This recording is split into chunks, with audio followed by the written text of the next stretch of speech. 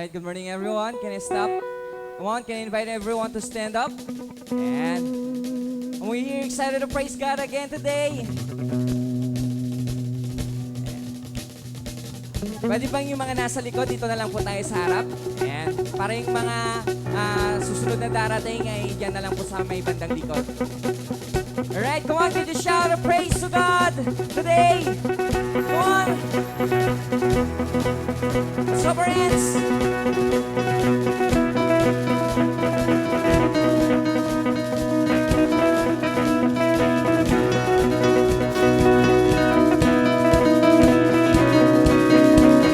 on, let's make the noise for Jesus!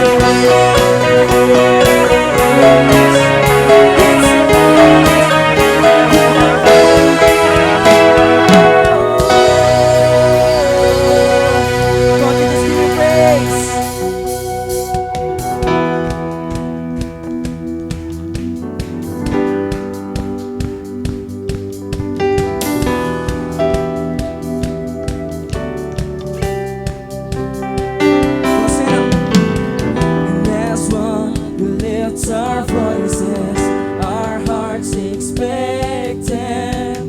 Oh Lord, breathe afresh on us. Sing new life. New life is breaking open. Your joy arising. Oh Lord, breathe afresh on us. So Lord, breathe afresh on us.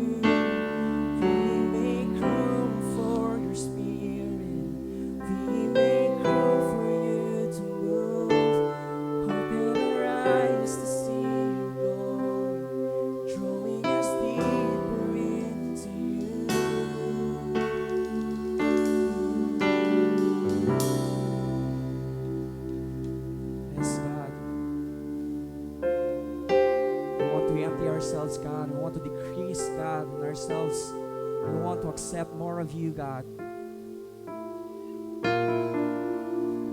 And today, as we surrender everything to you, we just feel these empty hearts, God.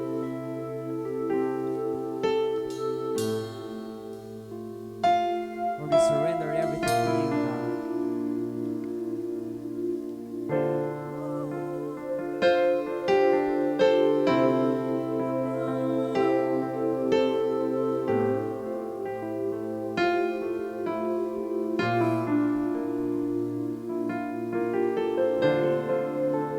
Set my eyes on you.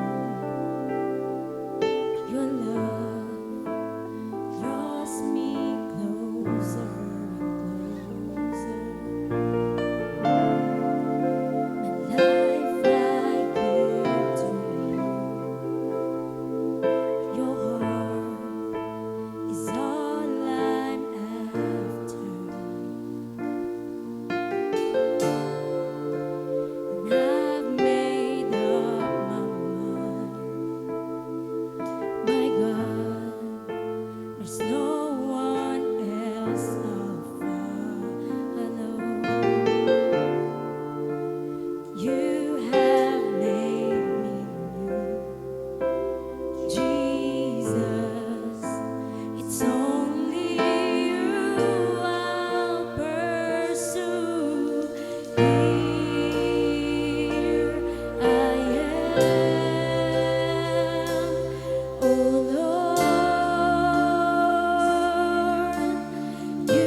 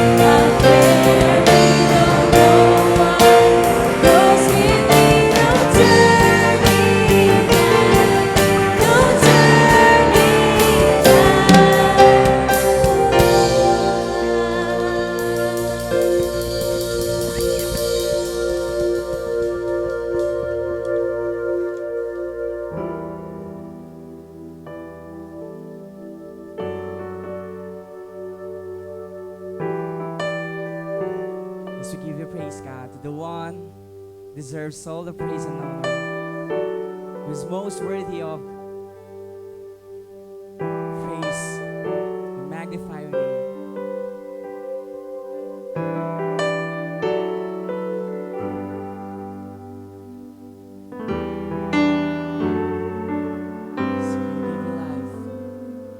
So you gave your life for mine. Nailed to the cross, you crucified sin and shame. It was washed by your mercy. So you are the treasure. You are the treasure I find, my reason for living. So let my life become an offering to the one who is worthy. Come on, just lift up our praise.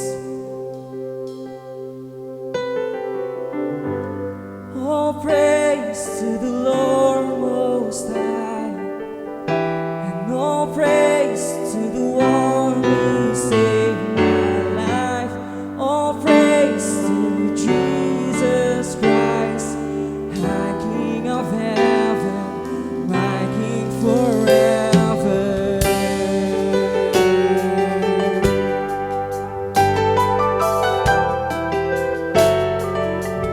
See you stormed the gates of my heart. The feeling between was torn apart. You hold the keys to the grave, 'cause you gave things to life, to roll souls away. Oh, praise to the Lord Most High, and all praise to the one who saved my life. All praise to Jesus Christ, my King of heaven, my King forever. All praise to the Lord Most High, and all praise to the one who saved my life. All praise to Jesus Christ, my King of heaven, my King forever. Oh, we will lift our hands and bow down to you.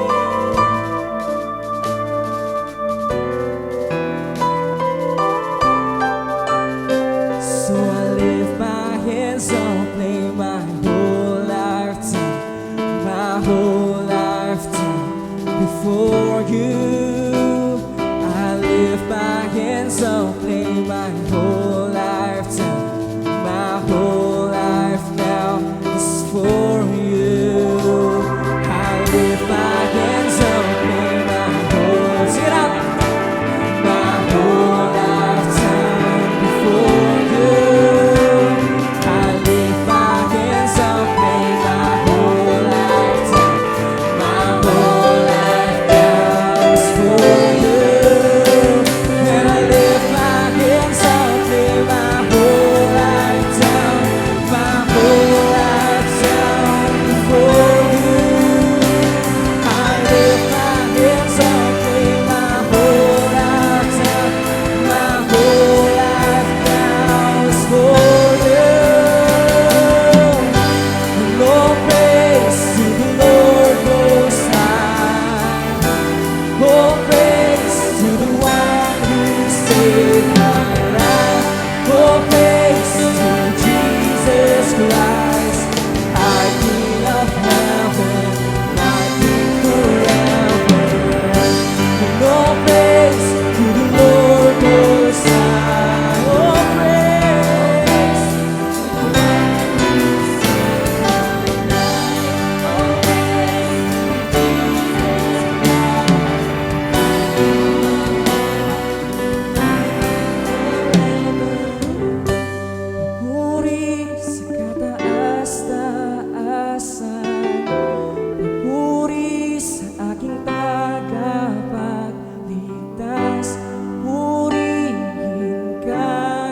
Jesus, Hari ng langit, Hari ng Patayin natin. sa kataas-taasan, papuri sa aking tagapagligtas. Purihin ka, Jesus, Hari ng langit, Hari ng buhay. Puri sa kataas-taasan, papuri sa aking tagapagligtas. Purihin ka, Jesus, Hari ng langit, Hari ng buhay. Lahat ng papuri sa'yo lamang, ang buhay ko'y sa'yo. Lahat ng papuri sa'yo lamang, ang buhay ko'y sa'yo. Lahat ng papuri sa'yo lamang, sa'yo lamang. Lahat ng papuri sa'yo lamang, ang buhay ko'y sa'yo.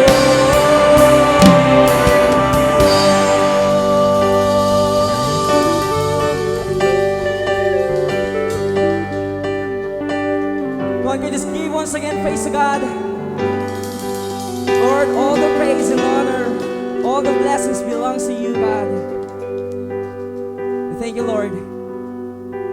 Now, as I read Romans 4, verse 20, it says there, "No, Abraham never wavered in believing God's promise. In fact, his faith grows stronger, and in this he brought glory to God." Pwede bang sabihin, it's all about faith. It's all about faith that we can be justified in the eyes of the Lord. And now, maybe some of you here, you've been waiting so long for the prayers. Meron kang panalangin sa ating Diyos, yet hanggang ngayon, naghihintay ka pa rin. But you know what about this, the life of Abraham and even Sarah? As we talk about their story, Abraham was about 100 years old and Sarah was barren. And yet, God promises them that their lineage will become like the numbers of the stars. Amen? Parang imposible naman yata yun na mangyari, di ba? In our time today, kung umabot ka na sa 100 taon, mahihirapan ka na makapagpanganak. And even si Sarah baog, yet it's because of His faithfulness, it's because of His goodness, and the one that we worship is a faithful God. You know what happened? We are now here. We are all here. It's because of His faith. It's because of Abraham's faith. Amen? Kung ikaw yung taong to ngayon, na umaasa ka sa mga bagay na pinagpipray mo kay Lord, sinasabi ko sa'yo, kapit ka lang. Magtiwala ka lang. Gayahin natin si Abraham. Malinaw na malinaw dyan, sinabi, "And Abraham never wavered in believing God's promise." Kasi kung ano man yung plano, kung ano man yung promise ni Lord sa buhay mo, magtiwala ka dahil kayang-kaya niyang gawin iyon para sa iyo. Amen? Pwede ba natin palakpakan si Lord?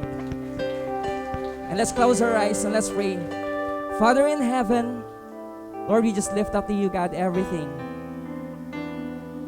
We know that in this life that is full of uncertainties, Lord, you are the one who is certain to your promise.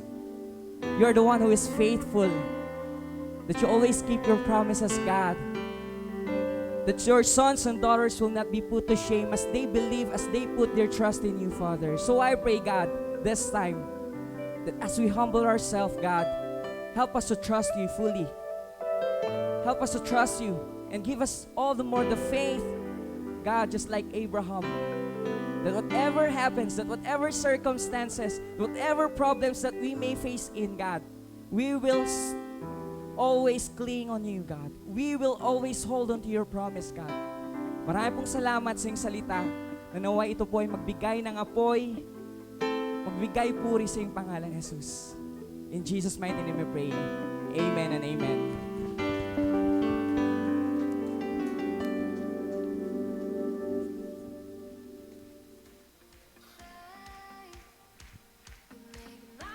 Good day, church. So if it is your first time to attend here, we welcome you to Victory. We do two things here. We honor God and we make disciples. And also, I just want to make some good news here. Announcement about what God has done with us for the past weeks. So first of all is our Leadership 113 graduates. So yesterday, we celebrated with our Leadership 113 graduates. So can we just give a hand to God right now for these people na talagang they started the race and finished the race strong together.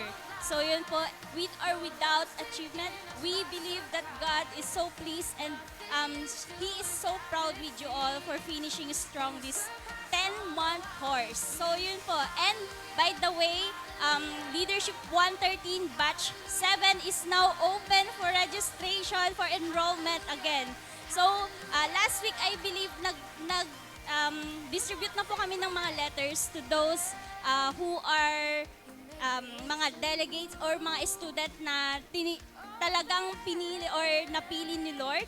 So, if you receive a letter, you can come with us sa admin office and you can ask for the information kung paano yung enrollment and ano ba yung tatahakin nyo for the next 10 months. So yun po, if you receive a letter, please approach our pastor, si Joy, our admin, and Chris and Risa for more information. So yun po, we are excited with you as you journey also this 10-month course of leadership training. So yun po, by the way, our schedule, good news is not every Friday night na.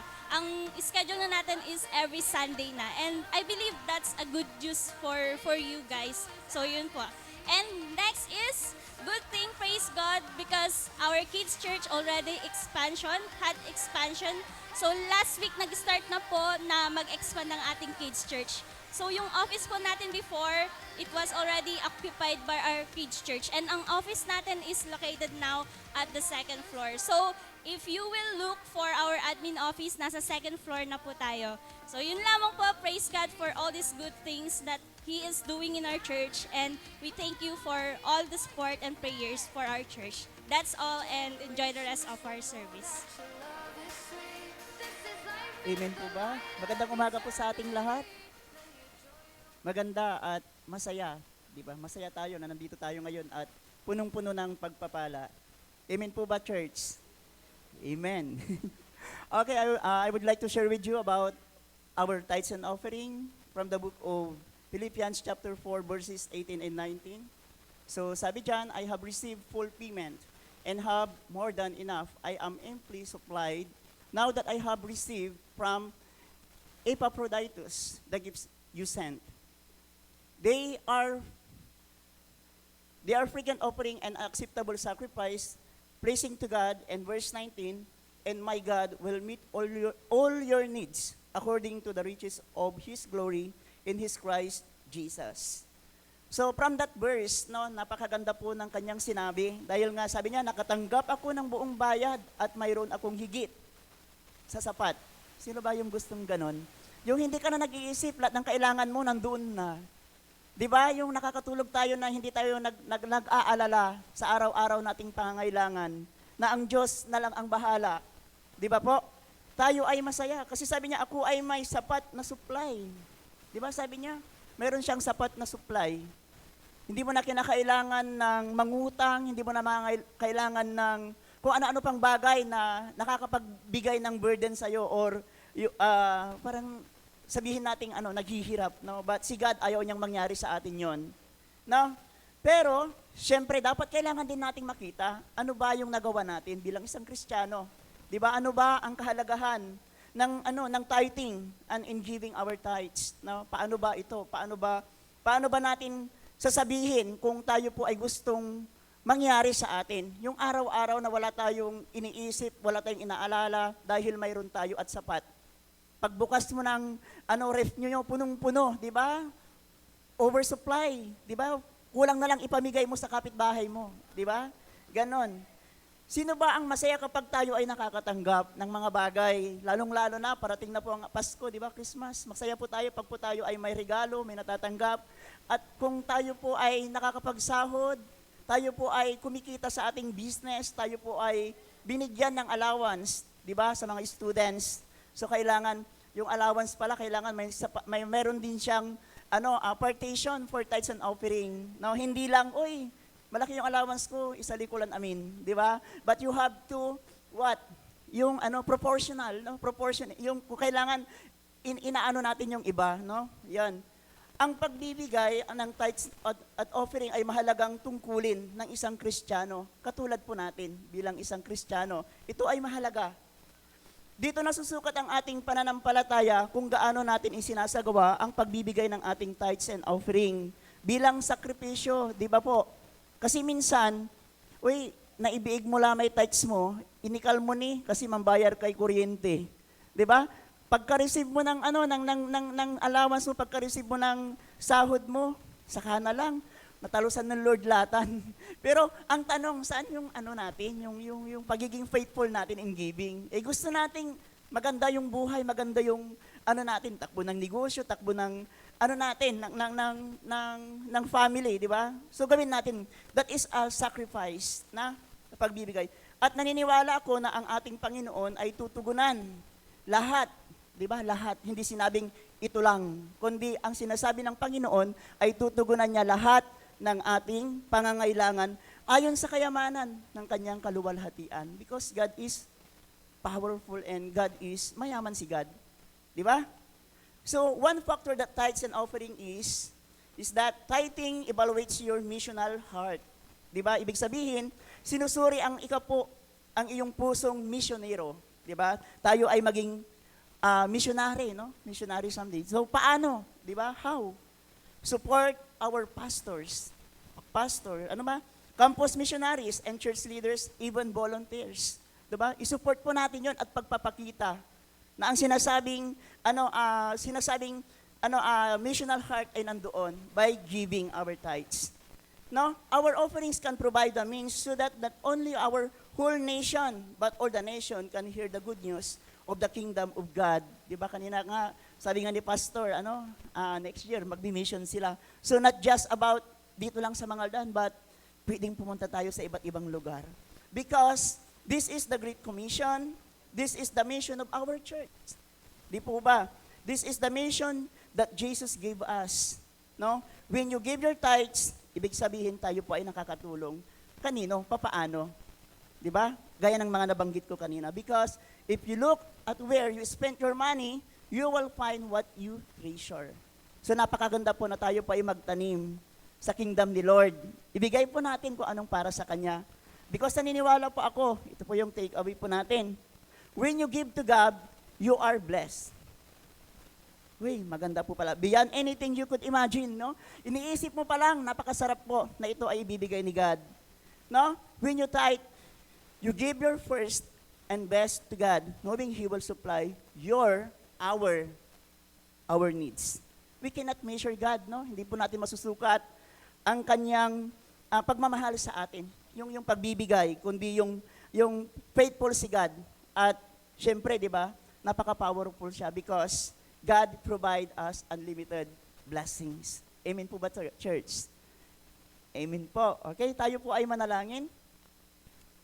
Panginoon, maraming salamat po sa pagmamahal na ibinibigay mo sa bawat isa sa amin, Panginoon. Salamat po, Panginoon, sa patnubay mo na tinuruan mo po kami kung paano maging maayos, Lord God, yung financial aspect ng aming buhay. Turuan niyo po kami na ibigay ang nararapat, maliit man ito o malaki man. Patawarin niyo po kami, Panginoon, kami po ay nagkamali, kami po ay may pagkukulang sa pagbibigay sa amin.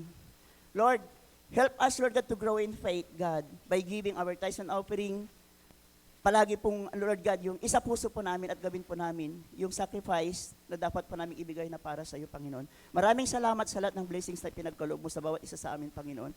In Jesus' name, Amen. Okay po, meron po tayong tatlong paraan para po tayo ay magbigay. Unang-una po, pwede po natin ilagay sa ating box, no, nandoon sa likod. Mayroon mga nakalagay po na envelope. You can write down all your prayer requests and at the same time, kahit po yung mga answered prayer po natin. At pinagpipray po yan every Thursday, 6:30 in the evening dito po sa ating center. Then, second one, we have our GCash giving. No? You can scan the QR code. Wala kang hawak ngayon, gusto mo? I-send po using our GCash. Sige po, pwede po. Ibigay nyo na lahat kay Lord. Yon. Okay, ang pangatlo po ay mayroon po tayong online banking, Metrobank account and BPI account. So if you are writing a check, of course, you have to write Victory Christian Fellowship of Pangasinan Incorporated or yun po yung natin bangko. Then, pwede nyo pong isend through online banking. Maraming salamat po at tayo po ay ngumiti at maraming blessing ang darating sa atin po. God bless po.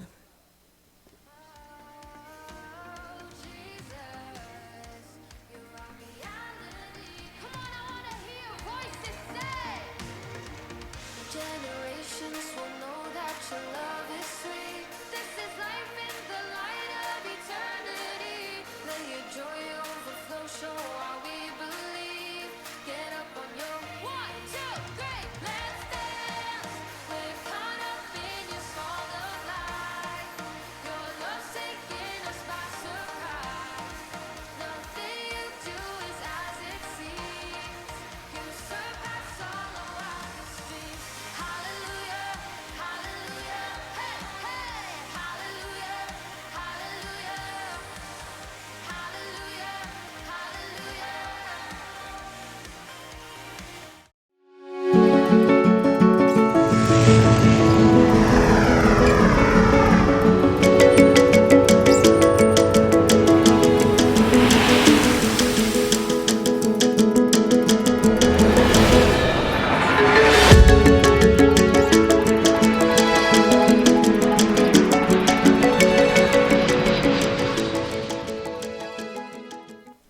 Hi, hello, good morning. Kumusta na po tayo? Welcome to our new series called Dead Ends to Doorways. Napakaganda po nito because something to do with mission. Alam niyo po, ito yung pinakaabangan po natin lahat. We're doing this every year, having a series of mission. But before I would like to share the sermon this morning, I would like to welcome those first-timers here. Kung first time mo dito, palakpakan po natin sila. Thank you for coming. I'm Pastor Joseph. Okay, I'm the pastor here and oversee also Victory Manawag. All right? Amen. Para naman pampagood vibe, sabi mo sa katabi mo, Merry Christmas. Ayan, Merry Christmas. Christmas na po tayo dito. Thank you, Lord. Alam niyo po, napakaganda. I was able to have a privilege to speak to the Leadership 113 graduation kahapon. And the Lord just did something. At marami pang opportunity. Amen. Okay? Lalo na yung isi-share ko natin ngayon. Okay, let's go straight to the Word of God. Welcome to our week number 1. Our text is in Acts chapter 1, verses 48. Kung meron po tayong Biblia, pwede ho ba nating buksan at sabay-sabay po nating basahin? In fact, when I encourage you to please stand on our feet right now, tumayo po tayo bilang paggalang po sa salita po ng Panginoon. Verse 4, and while staying with them, he ordered them not to depart from Jerusalem, but to wait for the promise of the Father, which he said, you heard from me, for John baptized with water, but you will be baptized with the Holy Spirit not many days from now. So when they had come together, they asked him, Lord, will you at this time restore the kingdom to Israel? He said to them, it is not for you to know times or seasons that the Father has fixed by his own authority, but you will receive power when the Holy Spirit has come upon you, and you will be my witnesses in Jerusalem and all Judea and Samaria, and to the end of the earth. Let us all pray. Lord, thank you. This wonderful opportunity again to hear from you, to hear what you're doing globally. And we ask God, your Holy Spirit, to inspire us again to do missions, to fulfill the greatest commission you ever told us. And may this sermon, God, inspire us, Lord, to go out, to pray, and to give something that is worth of value. Bless your word, Lord, in Jesus' name. Lahat po tayo magsabi ng Amen, Amen. Pwede na po tayong umupo at ako rin po ay uupo. Pasensya na po kayo kasi po kaka-opera ko lang po sa aking balakang at hindi po ako kailangan tumayo ng matagal. Amen. God is good, amen. Wow. Why dead ends to doorways? Kasi most of the time, when we say dead ends, parang ano na siya game over. Sino dito naglalaro ng mga games, di ba? Game over, wala ka naman, i-reset mo na naman, di ba? Pero alam nyo ba ang dead ends? Ito po ay isang phrase na kadalasan ginagamit po sa mission. Okay? Pag sinabing dead ends, wala na talaga tayong magagawa. Pero, ito naman ang good news. Dead ends to doorways. Ibig sabihin, kapag dead end na, the Lord will open another door for you as an opportunity. Diba? Naalala ko tuloy yung kantang, when God closed the door, He opens a window. Alam niyo po ba yung kantang yon? Alright? Kahit dead ends yan, God has still a solution. At ang application po niyan, more on missions. Sabihin natin missions. Alam niyo po, hinahangaan po tayo globally ng mga missionary all around the world. Sabi daw nila, ang Pinoy ang pinakamagaling na misyonaryo sa buong mundo, sabi daw nila. Sabi nila ang Filipino missionaries daw ay parang Filipino driver. Di ba? Alam niyo po ba yung Filipino parang driver daw po? Okay? Alam niyo po, sino ditong magaling mag-drive? Alright? Alam niyo po yung rules. Pag sinabing green, ano po yon? Go, di ba? Alam niyo po ba, mayroon ding color coding sa missions, lalo sa mga bansa. Pag sinabing green, ibig sabihin, walang restriction, pwede kang mag-share ng gospel sa lugar na yan. Okay? So, nagigets po ninyo. Alright? Mamaya, papakita ko po yung mga mapa, kung ano mga nations na kulay green, na pwedeng mag-share, na walang restriction, na kahit mag-preach ka sa public, hindi ka nila huhuliin.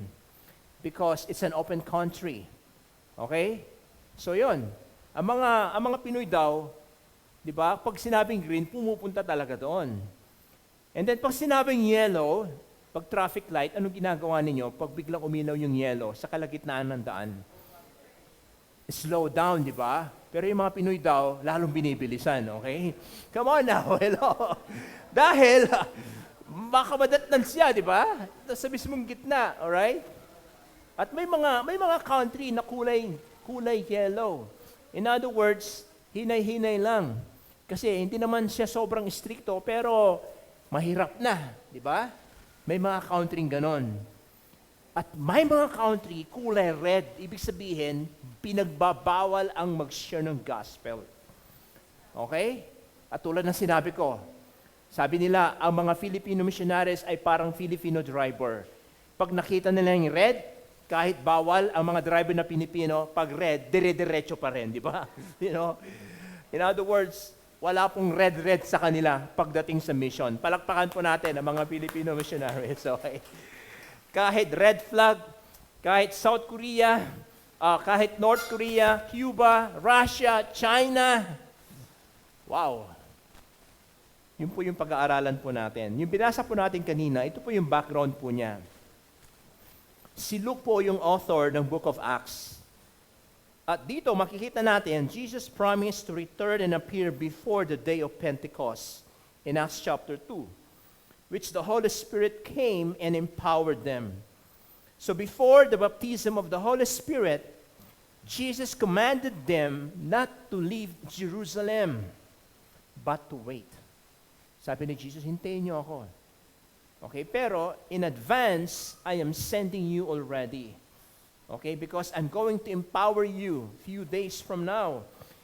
In verse 6, ito po yung sinulat niya. Verse 6, sabi po dyan, So when they had come together, nung nagkita-kita po sila, kasama nila si Jesus, they asked him, tinanong si Jesus, ano yung tinanong sa kanya? Lord, will you at this time restore the kingdom of Israel? Parang malayo yung tanong, di ba? Parang sinabi ni Jesus, hintayin niyo ako. Hindi, suddenly biglang tinanong ng mga disciples to. Bakit nga ba nila tinanong to?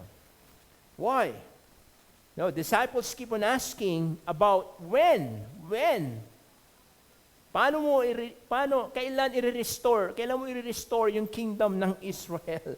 In other words, they were asking about when is the dead end. Pag sinabing dead end po kasi, the word dead end means, in Christian term is, it's really a game over. In other words, there will be a day,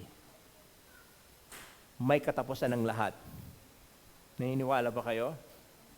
May katapusan po ang lahat. Hindi ko po sinasabing pagpatay ka na, katapusan mo na. And actually, pagpatay ka na, may buhay pa pagkatapos pagkamatay, di ba? Ang tinutukoy po ng dead end dito is, the dead end means may hangganan, may katapusan ng lahat, at darating yung panahon, nahaharap tayo sa lahat. Ang Diyos na numikha ng lahat ay, we are about to face Him face to face on the judgment day. Mayaman, mahirap, kilala ka o hindi, di ba? Alipin ka o free, small or great, sabi sa Biblia, all of us will come to the judgment seat of Christ. Okay? So yun po yun. Yun po yung terminology na ginagamit natin sa Christian. Pero dito, yung para sa mga Jew, ang tinutukoy po nila dito, they're asking about His kingdom soon to come and will conquer the world, and that will restore the David's throne. Okay? Darating yung panahon. Diba? Na si Lord, darating nga. Tama ba? Naniniwala ba kayo? Darating ba si Lord? Sino dito naniniwala na darating si Lord? Come on. Kung namatay tayo, darating pa rin si Lord. Diba? Amen? Kaso nga lang, sa mga Hebrew, yung unang pagdating ni Lord, actually tayo, second coming na natin. So, dito makikita natin, bakit nga ba nila tinanong? Because during those time, sobra na ang paghihirap ng mga Romano. Okay? Where in fact, pinipersecute yung mga Christians. Pakita nga natin yung mga picture dyan. May mga pictures po tayo dyan. Sobrang paghihirap, diba? Pinapakain sila sa leon. Kapag Kristiyano ka sa panahon ni Jesus, ay nako. Alright? Magtago ka na. Ganun po yung persecution. Lalong-lalo na nung namatay si Jesus after that. Lalong lumaki. Okay? In other words, they are so sick and tired of hiding and being persecuted, and they want a new government. Kaya pala tinanong si Jesus. Because they remember yung si King David ng Israel na kung saan, diba, Israel was a great nation. Lalong-lalo na nung namatay si David, ang pumalit sa kanya, sino? Si King Solomon. Lalong naging great ang nasyon ng Israel. Ano niyo po ba yon? According to history. Diba? Siya lang po yung hari na the Bible says, yung silver at saka gold ay common na lang yan. Common na nakikita. Diba? Uy, grabe, yung cellphone mo, gold, made of gold, alright? Diba? Alam mo yun, yung pag nag-uusap yung mga tao during sa panahon ni Solomon, diba? Parang ganito yung pag-uusap nila. Right, meron ka bang gold dyan? Tingin naman, no? Peram naman ng gold mo, diba? Parang it's an ordinary thing. Nasa tugatog sila ng kasaganaan. So, na-remember po nila yon, diba? Darating yung panahon, i-restore ni Jesus daw yon. Kaya tinanong si Jesus, kailan? Kailan mangyayari yon? Alright? Ito po yung sagot ni Jesus sa verse 7. He said to them, "It is not for you to know times or seasons that the Father has fixed by His own authority." Diba? Wala sa'yo. Hindi rason. I'm not going. It's not really, hindi ko sasabihin, okay? At saka, wala na lang sabihin ni Lord, okay? Si Father lang nakakaalam. At wala na tayong paki doon. Okay? Parang ganon. Only the Father knows. Kung ano man ang time, kung kailan, kung ano man ang season, Kasi nga, God the Father, siya lang nakakaalam, di ba? Sabi sa Matthew 24, verse 36 to 37, saka Mark chapter 13, verse 32 to 33. Isa po yung sinasabi po dyan. Basahin po natin. Sabi dyan, no one knows about that day or hour, not even the angels in heaven, nor the Son, but only the Father. Ayun naman pala eh. Di ba? Pero hindi ibig sabihin na si Jesus ay less God or lower God than the Father. Wala pong ganon. It's just that Jesus was only submitting to the full submission to His Father. Okay? Para bang, it's not really, okay, Jesus who have all, although He has all the authority, sinabi sa Matthew chapter 28. But, you know what? In respect and full submission to the Father, sinabi po niya yan. No one knows. Yun naman pala eh. You know what? Kung ganito ang usapan po natin, hindi po natin alam kung kailan yung judgment day, yung dead end na tinatawag dito. Bakit kuminsan, mga Kristiyano, kuminsan, sobra nang napapraning. Ano niyo po ba yun? Yung, rapture na, okay. Sige na, wag na tayong mag-aral. May mga ganong Kristiyano. Hindi na nag-aaral, hindi na pumapasok sa eskwela, hindi na nagtatrabaho, pinabayaan na yung pamilya. Saan sila pumunta? Ayun, pumunta sa isang kuweba. Naging ermitanyo na. Alright? Hinihintay na yung pagdating ni Jesus. Wala nang involvement sa church. Okay? Kasi nga, masyado na silang may kilala ba kayong ganun tao? Ako may kilala akong ganun tao. Or in fact, araw-araw, pinapadalahan ako ng video about rapture. O, imagine mo yan. Araw-araw yan, walang paltos. The second coming of Christ. Can you imagine? Ako pang pinapadalahan. Pastor ako. Can you imagine that? Okay? Tapos tatanungin pa ako, naniniwala ba ka pa sa rapture, Pastor? Of course, naniniwala ako. So, can you imagine? I also know a person, okay, na hindi na nag-church, wala nang engagement sa simbahan, wala nang passion sa mag-reach out ng lost. At alam mo, ang kanyang binabasa palagi, yung end times. Puro end times. Puro end times na lang ang binabasa niya. At pinag-aaralan niya yung mga galaw. Pinag-aaralan niya yung mga galaw ng mga Kristiyano. Sabi ko sa kanya, so pinag-aaralan mo yung galaw ko? Parang gano'n, okay? Kasi daw, yung mga galaw ng Kristiyano, dito raw nakasalalay yung pagdating ni Jesus. Okay. So, ano ngayon ang galaw ko? Pinag-aaralan mo ako? Parang gano'n. So, pinag-aaralan niya yung mga movement ng mga leaders and all those things. Yung mga one-word government and everything. Ano pa yung mga, alam ko, may iba sa atin dito alam mo yon, yung napapraning na sa anong tawag doon?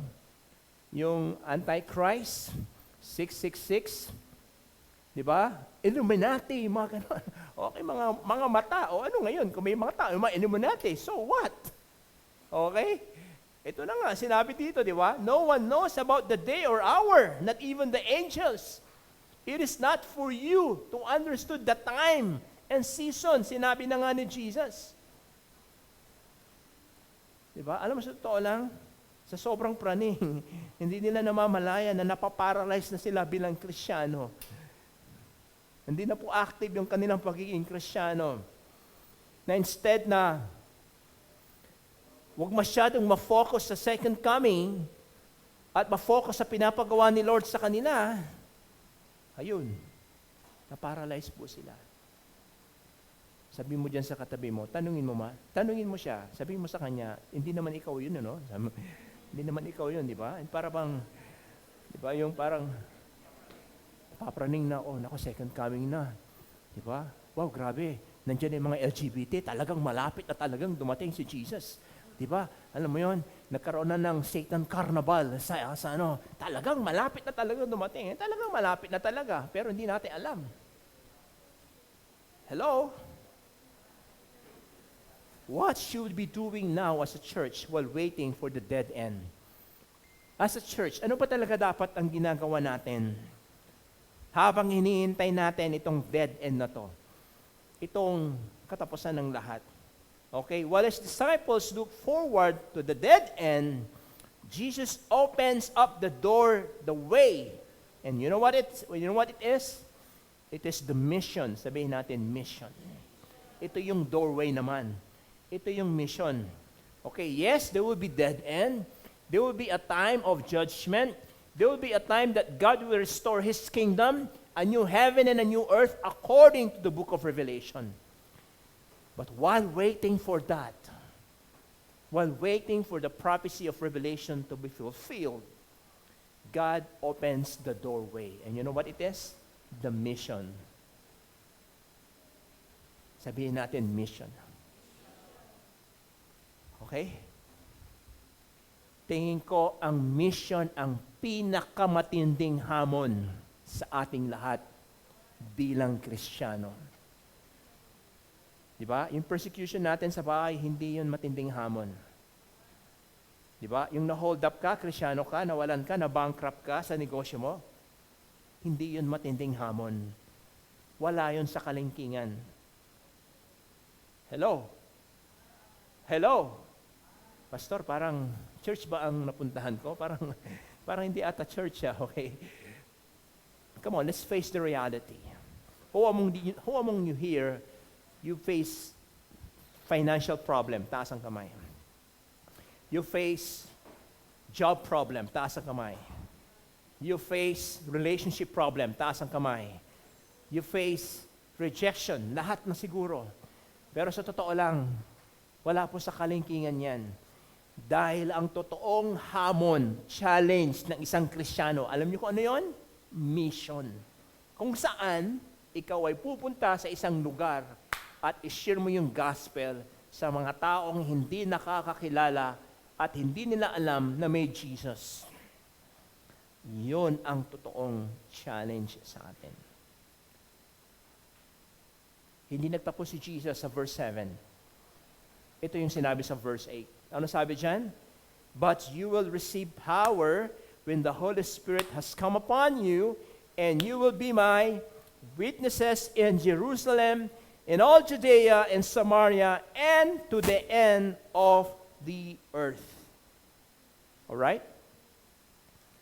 Tatlong mahalagang bagay na napupulot natin dito about mission. Number 1, God calls His people, the church, to go and preach with His power. Okay? When God called His disciples to preach the gospel, He did not send them to go out of their own. In fact, He promised not only with His presence, but also with His power. And what is that? The power of the Holy Spirit. I believe some of you here were baptized with the Holy Spirit. Nabaptize po tayo. O, aminin po natin. Magro-roll call po ako dito. Okay? Magpataasat po tayo dito. Sino po dito na-baptize nung Victory Weekend ng Holy Spirit? Taas po ang kamay. Huwag na po kayong mahiya. Okay? Normal lang yan. Kristyano po tayo. Taas ang kamay. You are speaking in other tongues and you know na-feel ka nun. Okay? Acts chapter 2. Yun po yan. After a few days, day of Pentecost, they were baptized. Yun po yung power ni Lord. We can obey the call of God to preach the gospel, knowing that His presence and His power is with us. Wherever we go. Okay, kung saan man tayo mapatpat, mga kapatid. According to Luke chapter 9, verse 1 to 2, ito po yung sinabi dyan. Okay, when Jesus had called the 12 together, He gave them what? Power and authority. Para saan? To drive out all demons. Ayan. And to cure diseases. And He sent them out to preach the kingdom of God and to heal the sick. Alright? Kaya ako, at sa totoo lang, yung naranasan ko pong 1 linggo po ako sa ospital. Nakaramdam po ako ng, ano yung sakit ko, anak? Degenerated this disease. Okay, hindi ko alam kung ano ibig sabihin nun, okay? Ito po yung dahil sa katandaan. Wow, okay? Medyo lumuluma na, sumasakit na yung parang relative po ng rayuma, something like that, okay? So, it's not really that disease, but medyo konting naipit lang na ugat. So I was being injected by a steroid and all those things. You know, when I was in the hospital for 1 week, sabi ko, Lord, ayoko dito, Lord. Okay? Please, Lord, huwag mo na patanggalin. Okay? So I keep myself busy. Okay? Nakatapos po ako ng 2 libro sa Bible. Sabi ko, praise God, I am fruitful. Okay? Kahit pa paano, di ba? Kahit nag-take on the medicine. Come on. And then suddenly, habang binabrowse ko yung aking email, there was an invitation for me to go to India. Okay? Pastor Joseph, would you like to spearhead, to build a team, okay? To go attend this mission sa India. Okay? Ini-invite po tayo. Or in fact, meron na po tayong kasama dito, di ba? Si El! Come on, El! Woohoo! Kailangan ko pa ng dalawa, kapatid, okay? Dalawa, if you really want to go, okay, sa India. Exciting sa India, di ba? Talagang mapapapray ka doon. Okay, lalo na yung mga pagkain, yung mga kinamay na pagkain, nako, mapapapray ka talaga. Di ba? Hello? Lalo na kapag nag-order ka ng juice. Oh, ito yung juice mo, ayan, oh, ganyan, oh. Yan, juice mo, okay? So, instead of, pag nag-pray ka ng pagkain, instead of, Lord, thank you God for this food. Instead na ganon, Lord, remove all the germs and the bacteria and all those things, okay? So, again, sabi ko, nung na-receive ko yung invitation na yon, sabi ko, God, napangiti ako. Sabi ko, Lord, hindi ako tatagal dito, Lord, may mission ako. In other words, wow, marami pang gagawin si Lord sa akin, amen. Amen. Hello, hindi pa tapos ang buhay ko. Lord, you called me. Okay, Lord, game. Di ba? Kaya si Christine game na siya, di ba? Okay. Amen. Kanina nga si Wendell sabi ko, kakatanggap mo ng passport mo. Tama-tama yan, bro. Punta ka ng India. Okay? Tama ba, Wendell? Okay? Ayun. Okay? Kaya kayo may bago kayong passport, please. Okay? Join us. Amen. So, that's number 1. God calls His people to go and preach with His power and with His presence. Number 2, God calls His people, the church, to go and preach with a proof or evidence of change or transformation in your life. Alright? As a witness. Pag sinabing witness, ano ibig sabihin ng witness? A witness is a person who sees an event, typically on a crime or an accident. Ikaw yung saksi sa Tagalog. Ikaw yung nakakita. Alam niyo po, sa totoo lang, ito sa judicial system po natin, okay? Aminin ko na po, with this, I also discover, marami pong nakukulong, di ba? Na hindi naman po talaga dapat makulong dahil hindi naman talaga nila ginawa. At may nakakita, at yung nakakita ay takot, mag-testify. Bakit nga ba? Ayaw. Di ba? Ayaw nila maging testimony, ayaw nila maging witness. Ayun tuloy, nagsasuffer yung mga hindi dapat makulong. Okay? So, ang point ko dito, mga kapatid, dalawa lang klaseng ang witness. It's either you are false or true. To become a witness in such a privilege to solve a case. To become a witness to tell the truth, nothing but the truth. Alright? Ano ba yung tinutukoy natin dito? Your life change is a witness. People might not believe what you are saying. Pero pag nakita nila yung dating ikaw at ngayon, sa tingin ko, mapapaborn again yung mga taong yan. Amen. Amen. Hello. Kung dati-rati, once a week ka lang naliligo, ngayon everyday na, sigurado, wow, there was a change. Amen. Hello! Kung dati-rati, puro ka kopya dito, kopya doon, pero ngayon, sobrang generous ka na. Ikaw na ang kinokopyahan, nagbibigay ka na ng answer, okay? Wow! Ano nangyari? Diba? Kung dati-rati, wala kang vision sa sarili mo, kung dati-rati, kung anong oras ka gustong gumising, gigising ka, wala ka man naman balak o whatsoever, pero ngayon, inspired ka na. May dahilan na kung bakit ka gumigising. Besides sa kape. Alright? Motivated ka na. Diligent ka na. Hello? Kung dati-rati, yung grades mo, di ba? Kasing ganda ng buhok mo. Ang ganda ng pagkabagsak. Come on. Pero ngayon with flying colors. Di ba? Dance Dister. Wow! Gagraduate ka with what? Honor. Something happened. Amen. Kung dati-rati kung makapag-business transaction ka, lahat lulusutan mo. Lahat na. Di ba? Pero ngayon, with all integrity, ginagawa mo ng tama. Pinaparehistro mo sa DTI, sa BIR, nagbabayad ka ng tax, di ba? Dati walang ganon. Di ba? Hello? Something has changed. Kaya nga ako naniniwala, may mga tao talaga, ako minsan, di ba, ang hinahanap nila yung magaling mag-persuade pag nag-preach. Pero sa totoo lang, kung makita man lang talaga nila yung buhay mo, di ba, na binago ka ng Panginoon, ikaw ngayon ay isang credible at true witness. As a Christian, we are to show the world that indeed we are really transformed by God. Alright? That's why you are a living testimony. Kaya kung binago ka ng Panginoon, huwag ka mahiyang mag-testify. Please, huwag ka mahiyang mag-testify. Parang yung, naalala niyo po ba yung si Jesus sa John chapter 4? Diba, kinausap niya yung di ba? Yung Samaritan woman. Alam niyo po ba yon? Ano sabi ni Jesus? Go call your husband. Tapos biglang sabi ng, I don't have a husband. Anong sabi ni Jesus? You are right that you don't have husband. In fact, you have 5 husbands. Oh. Sabi, diba? Can you imagine that? Tapos biglang nabago yung tono ng babae.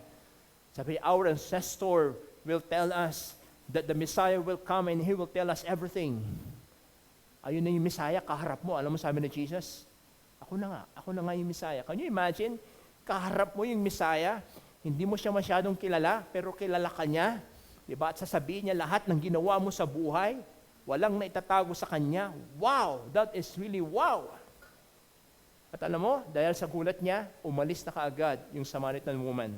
At alam mo ginawa niya? Minarites niya lahat. Alam mo sabi niya sa mga kanayon niya? Hali kayo, may isang tao doon. Siya yung Messiah. Sinabi niya na lahat ang pinagagawa ko sa buhay. And doon mismo nabago siya. Amen. Come on. Sabihin natin, witness, change life. Balikan natin, Acts chapter 1 verse 8, but you will receive power when the Holy Spirit has come upon you. You will be my witnesses in Jerusalem and all Judea and Samaria and to the end of the earth.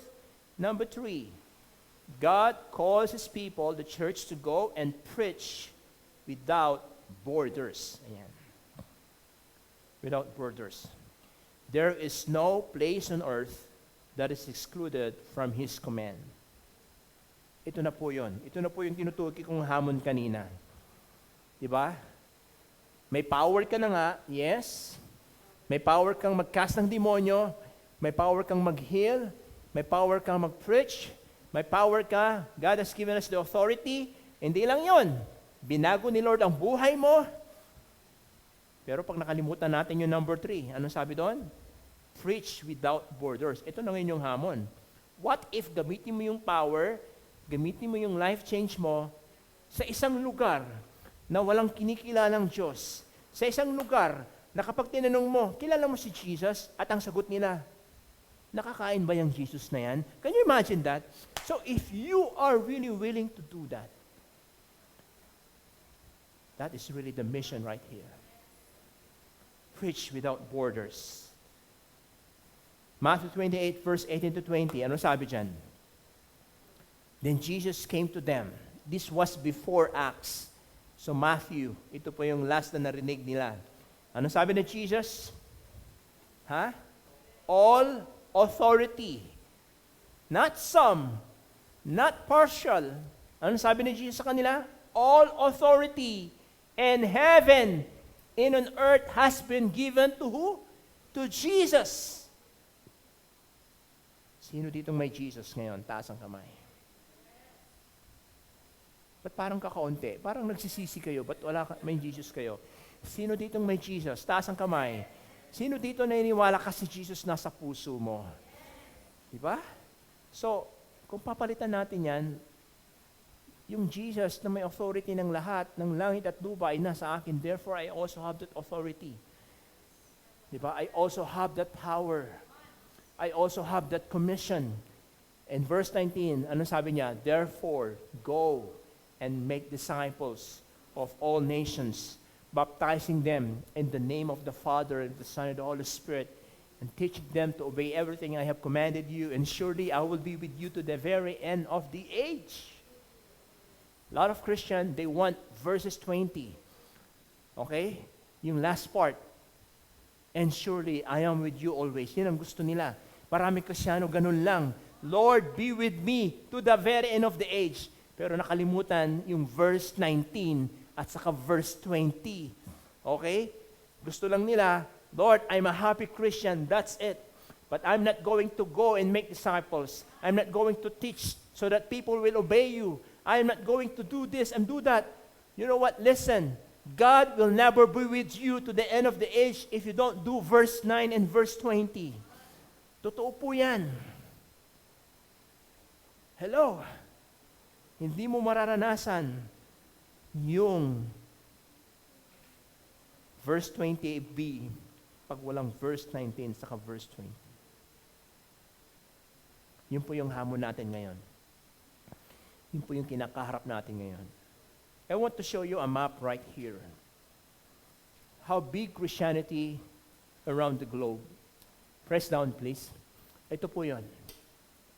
Alright? Yung kulay dark blue, marami ng Kristiyano dyan. Kasama na po tayo dyan, Pilipinas. Pero yung iba, particularly dyan sa India, China, Saudi Arabia, part of Europe, Russia, okay? Russia, may mga churches din po. Alam nyo ba na meron po tayong every nation in Russia? Okay? Canada. Alright? So, in other words, kung titingnan natin, parang 1/3 pa ng mundo ang hindi pa nare-reach out. Unreached ang tawag dyan. Unreached nation. In other words, kakaunti lang. Kung meron mang Kristiyano dyan, kakaunti. Tuldok lang po siya. 0.001. Okay? Bakit? Sa totoo lang, aminin natin, bakit kuminsan napapabagal ang Kristyanismo sa isang lugar? Because of the persecution. Some of them are being persecuted, being arrested, and murdered. O ipakita ko po natin, what places where Christian experience violence? Ito po yung mga yan. Nakita niyo po yung una, di ba? Ito po yung lugar na kuminsan high risk ang mga Kristiyano. Tingnan yung India. Ayan, red na red, kapatid. Ibig sabihin, ano ibig sabihin yan? Ibig sabihin yan, kakaunti lang, as in wala, halos wala ang Kristiyano at hindi sila naniniwala kay Jesus. Diba? Hello, kaya nga pupunta tayo India, amen. Pupunta tayo, sino dito ang gustong sumama? Kailangan ko pa ng 2, kapatid, para makumpleto na yung 10. Sa Rosales, sa Tayug, sa Ordineta, may 6 na sila. 4 na lang inihintay. 2 na kami ni El. 2 na lang ang kulang. Okay? Nakukuha ko sa inyo. It will be a lifetime. It will be the most powerful experience in your life. Diba? Pupunta tayo ng India. Amen. Come on. Kakain tayo mga kinamay na mga pagkain. Alright? Come on. Hello! Kakain tayo. Magti-TikTok tayo. Ibig ko sabihin, kapatid, dito matitest kung gaano ka-powerful si Lord, diba? Pag kinain mo, tatanggal lahat yung mga germs at bacteria, walang nangyari sa'yo. Okay? Merong isang missionary sa India, sabi niya sa akin, pag pumunta ka ng India, bro, sabi niya, pag binigyan ka ng tubig na yellowish, nako, inumin mo na, malinis na yun. Swerte mo na, kapatid. Come on! Come on! Kung yan ang mangyayari sa atin, let's do it! Come on! Mission.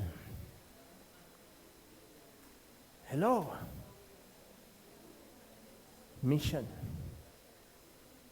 How can I participate to the mission?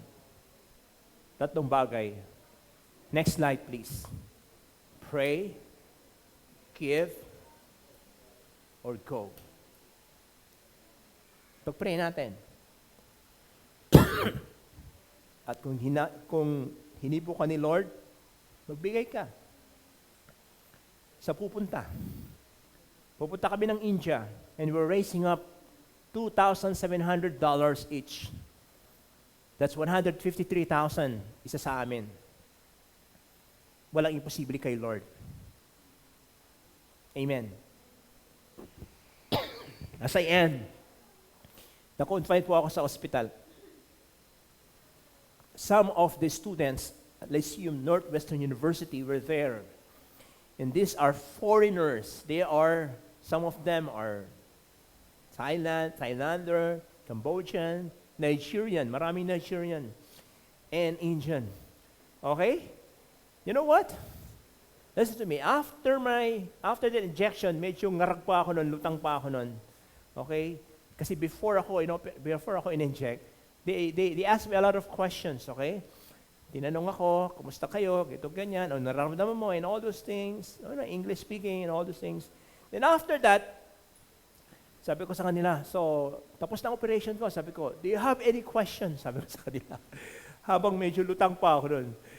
We don't have any more questions. Our question now is, can you please share to us about Christianity, about Jesus? Okay, we want to know about Jesus, sabi nila. So, can you imagine? Medyo lutang pa ako nun. I was able to share the gospel to them. And one of them is isang Indian. Sabi ko sa kanya, you know what? We're going to your place next year in India. Wow, naging excited po siya. Sabi niya, sige, magkita po tayo doon. Sabi niya, okay, in English. Let's meet there. Praise God, amen. Kaya wag po tayong mahiya, amen. Wag po tayong matakot. Okay? Kung inihipo ka ng Panginoon ngayon, alright?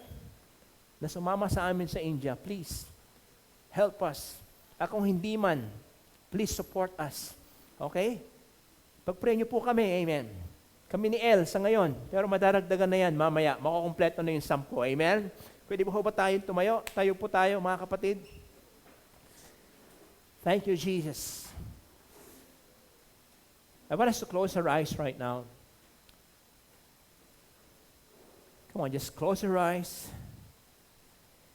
and imagine the whole world map. I want you to just pick up one nation. Just one nation na alam mo na hindi pa Kristiyano ang mga tao doon.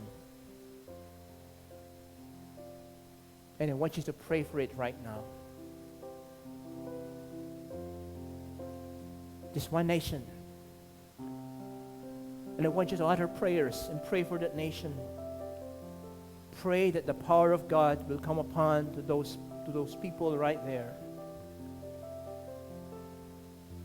Pray that Christianity, pray that the kingdom of God will come and conquer that nation. Thank you, Lord. Give us a heart, Lord, to pray for the nations.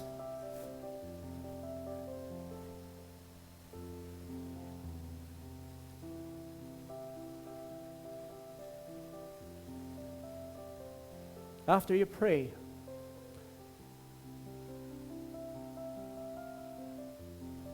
please don't stop praying after this. You can pray to your home. You can pray after the service. I want you to keep that nation in your heart, and may the Lord put a burden to really pray for that nation you pick up. Lord, give us the nations, Lord.